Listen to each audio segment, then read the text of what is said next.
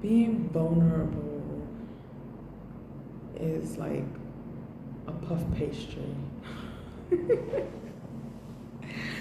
It's like a puff pastry. You have all those layers, and I'm seeing in my eyes that when you put a puff pastry in the oven and how it like puffs up, literally, and you could see how if it's slowed down, it literally puffs up layer by layer. It looks like it's all happening at once, but it's really like layered. And I find that to be pretty fucking dope, honestly. But yeah, vulnerability is just like that. Like just when I believe that I'm actually being vulnerable, like for myself, there's another layer to it. And it's like, oh, I wasn't really being vulnerable at that time, but I thought I was. I don't know. If you get it, you get it.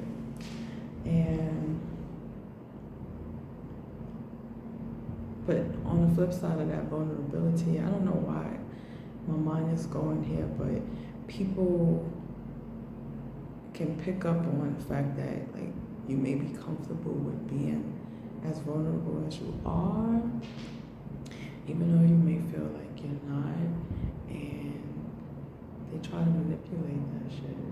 Right?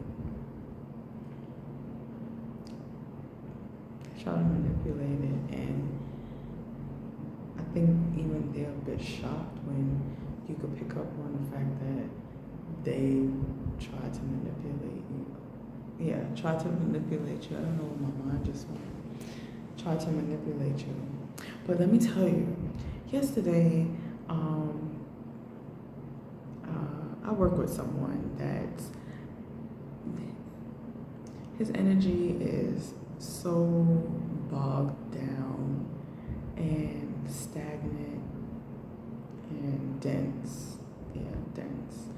And I noticed that he's been telling me the same thing. His response is the same every single time I interact with him in regards to what I'm hearing is the amount of work that he has. And so I'm like,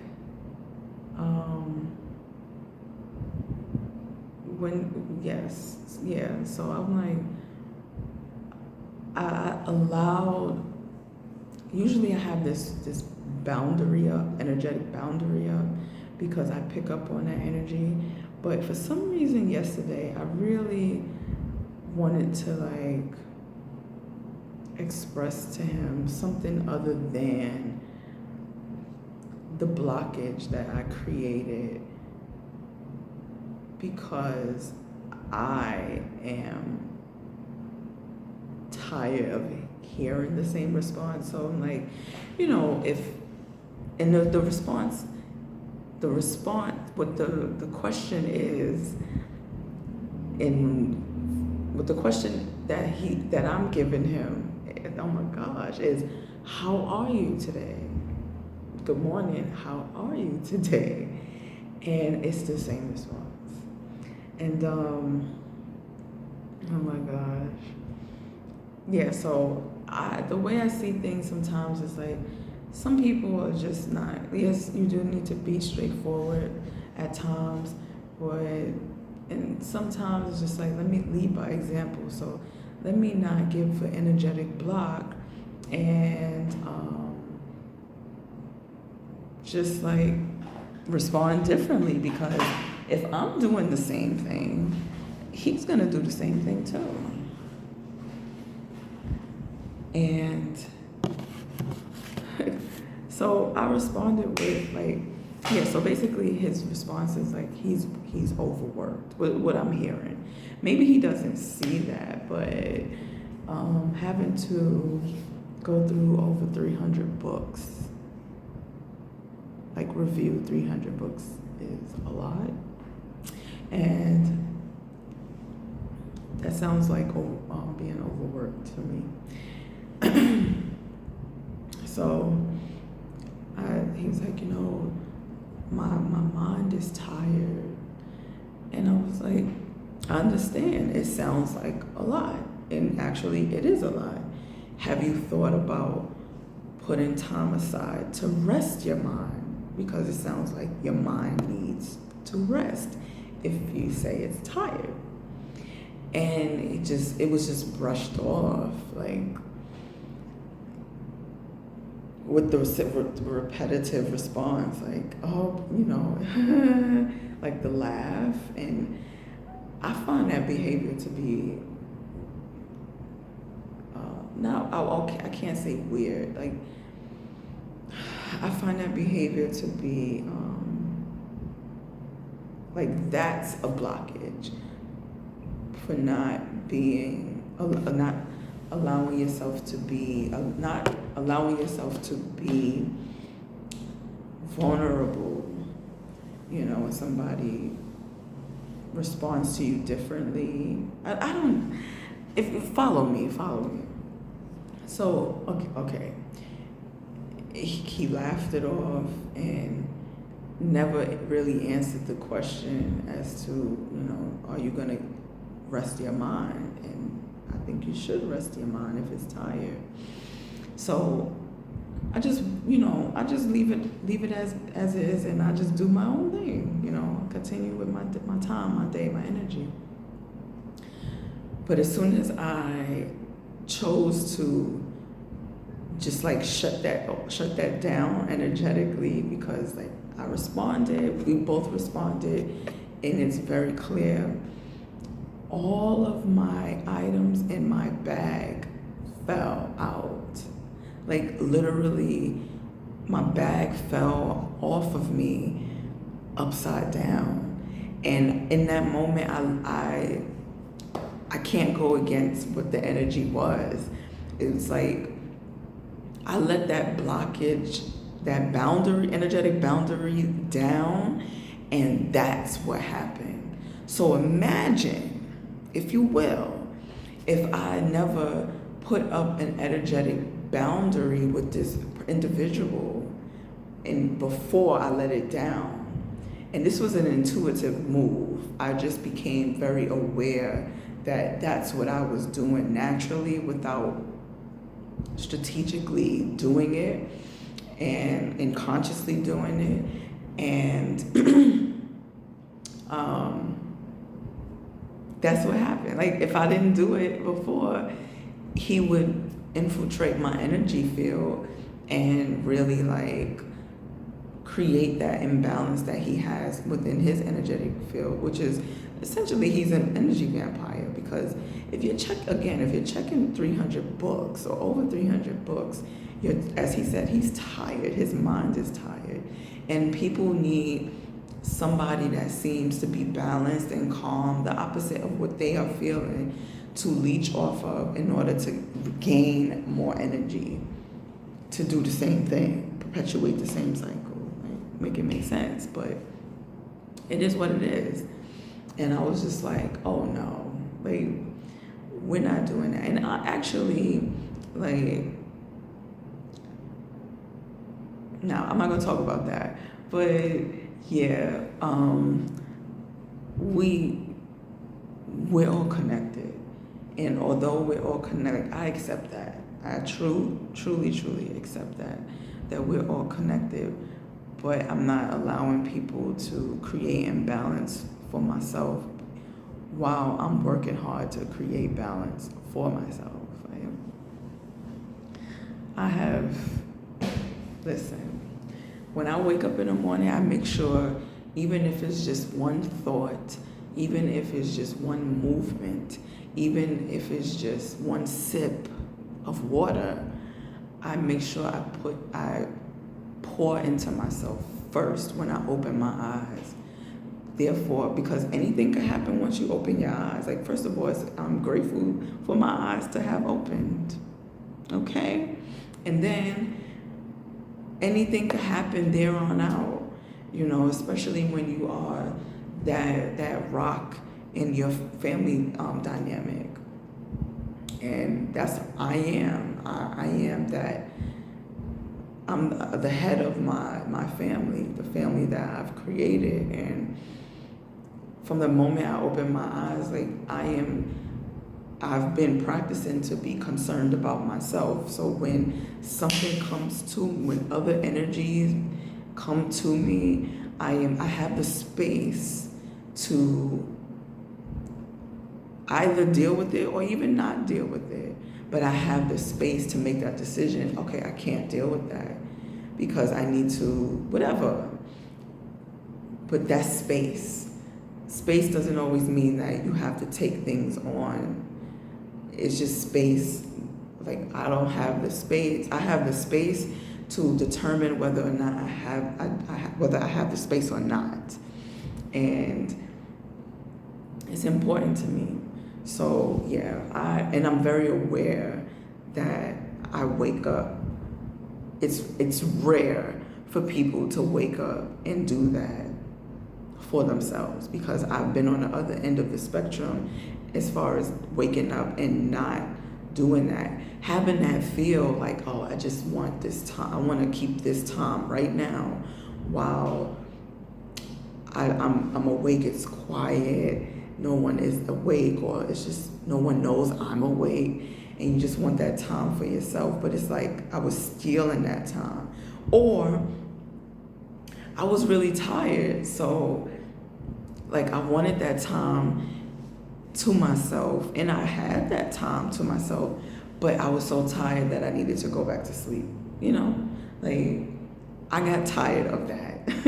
And you'll hear that, like, the stories that I'm gonna be telling is gonna be about how much I got tired of it, whatever it was. I got tired of it, which is my way of changing.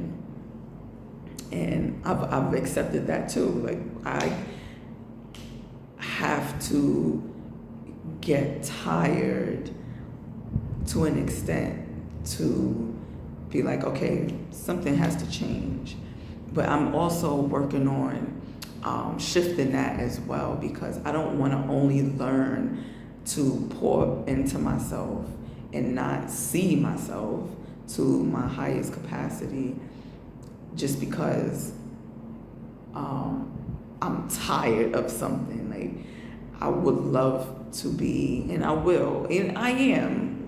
You see, I'm doing it right now. Like, I am able to see in moments, in a moment in time, whether this is okay for me or not, which helps me with my foresight. Like, this is not going to be conducive to my overall well-being.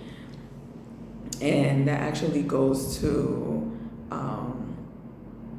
lately I've had the feeling to cut ties with certain energies, and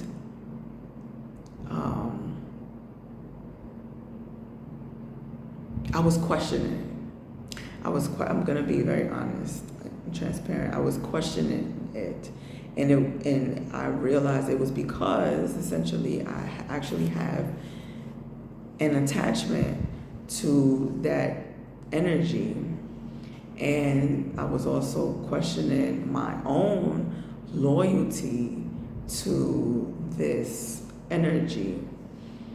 And I've learned through this circumstance that, like, my style of attachment to certain types of energies and how it allows me to not hear myself. And it also allows other energies to penetrate my energy and manipulate it in the way that they want it to be manipulated. And ultimately, I had to choose myself. And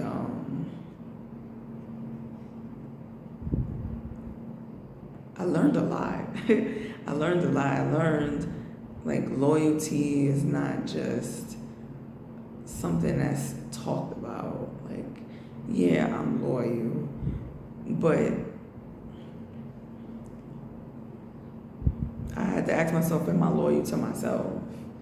Like, I can be loyal to people, places, and things, But am I loyal to myself? That's what's important. It's imperative. And I am loyal to myself. And I know that I embody that loyalty to myself, and that can trigger some energies because people are not loyal to themselves. They're not. They may think that they are. They're loyal to themselves in a way that, like, mind over heart. I'm gonna get this however I need to get this, like, because I said I was gonna do it. But when your back is up against the wall and you ain't got all that you want and you need, and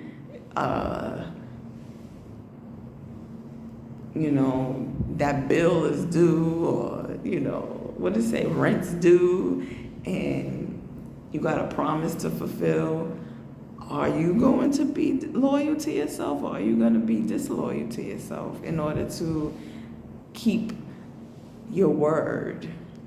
Because the way I see it is, if you turn on yourself, everything is going to turn on you.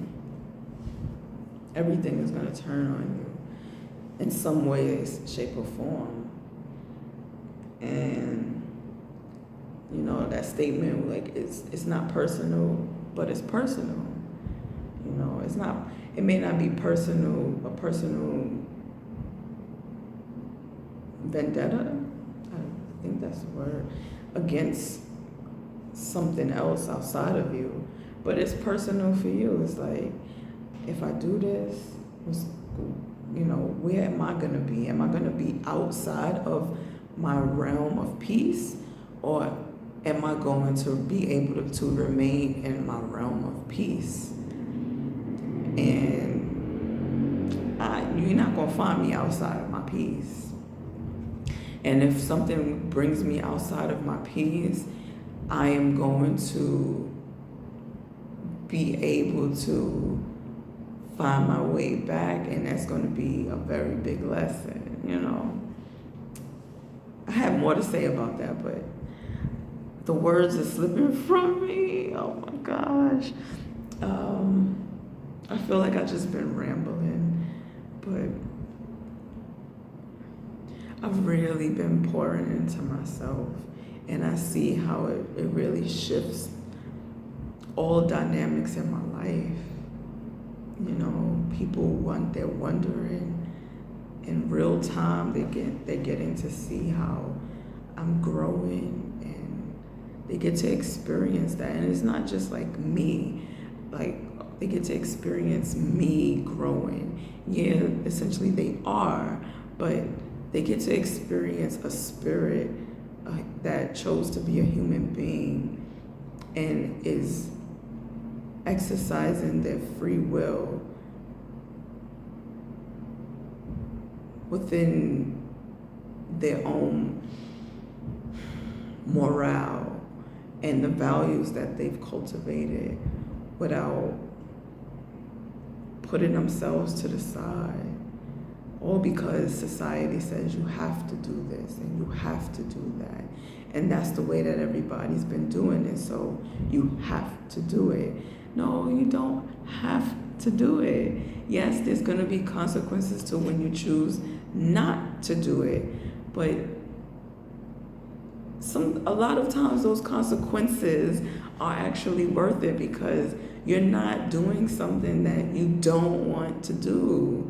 And if you don't want to do it, trust that you're not supposed to be doing it, and there's something else aligned within your own universe that's on your own path for you to do what it is that you want and need to do, so that it can be done, but not the way society says that it has to be done.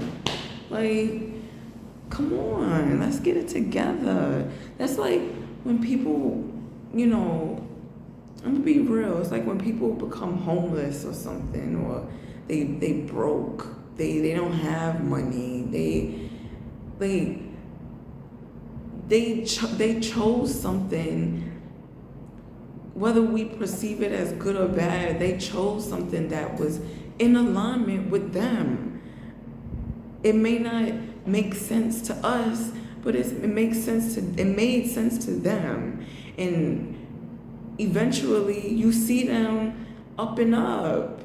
It may not be up and up the way you would like for it to be, but it's up and up for them. You know, they not where they was. And this, I'm talking about the people that actually work through their issues and their circumstances, and they get themselves out of situations, whether they have help or not. Like, people are actually doing the actual best that they can. And I'm taking my own advice in this moment too. They are doing the best that they can, and if they want better, they're gonna get better. And I know you see people doing better. I know you do. Even if it's not materially, I know you see and you felt people doing better, and you can't quite put your finger on it, but you know that they're doing better. And yo, it just is what it is. Deuces, man.